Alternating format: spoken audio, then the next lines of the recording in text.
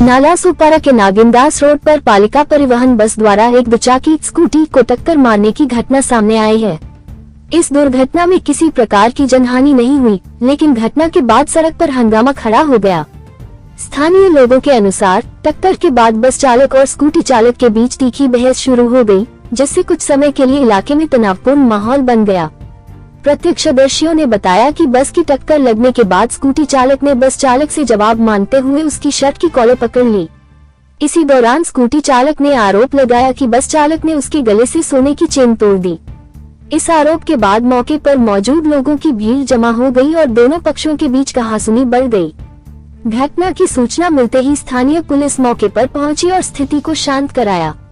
Police ने दोनों पक्षों से जानकारी लेकर मामले की प्राथमिक जांच शुरू कर दी है। फिलहाल किसी के घायल होने की खबर नहीं है, लेकिन घटना ने एक बार फिर पालिका परिवहन बस चालकों की कार्यशैली और लापरवाही पर सवाल खड़े कर दिए हैं।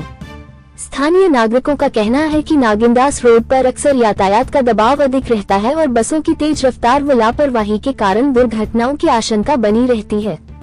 लोगों ने प्रशासन से इस मार्ग पर सख्त यातायात नियंत्रण और बस चालकों पर निगरानी बढ़ाने की मांग की है।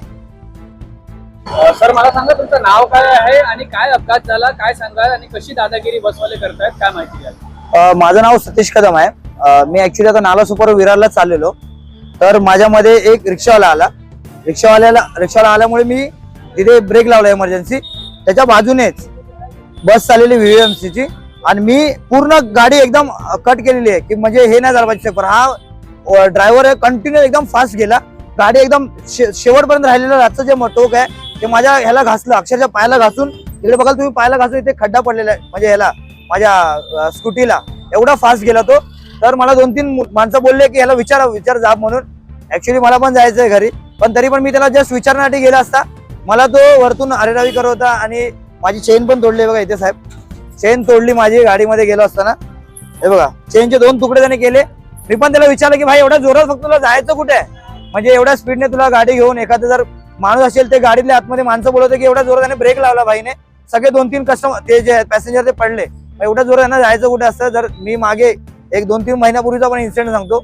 असं चाललं असताना एक मॅडम होती, मला वाटतं 4 ते 5 महिन्याचा प्रेग्नन्सी असेल, एवढ्या जोरात कळायत होते तिला। ती बिचारी सांगते की थोडं गाडी हळू चालवा, पण यांचा भाई एकदम स्पीड रफ्तारने चालतं। तर मला असं वाटतं की ज्या सेवा दिलेल्या आहेत त्या सेवांचा व्यवस्थित असं जे म्हणजे लोकांना उपयोग झाला पाहिजे, पॅसेंजरला उपयोग झाला पाहिजे।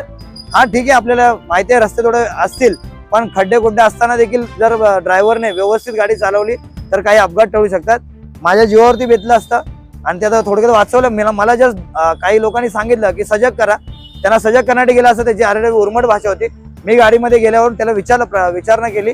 कंडक्टर देखील त्यांना बोलत होता की भाई चुकी आपली आहे, निघूया। तरी पण तो ड्रायव्हर जागेवरून तिथून स्वतःची चुकी जी आहे मानायला तयार नव्हता।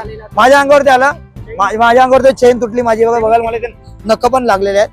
ठीक आहे, नख लागले तर काही मोठी गोष्ट नाही, पण जर रस्त्यावरती तो उडवून जर समोरच्याला परवा पण नाही एखाद्याच्या जीवाची गरज, तर मग ही असते माणुसकी नाही। मला नराधम असे मला वाटतं ड्रायव्हर ठेवलेले आहेत, ते थोडंसं बघायला लागेल।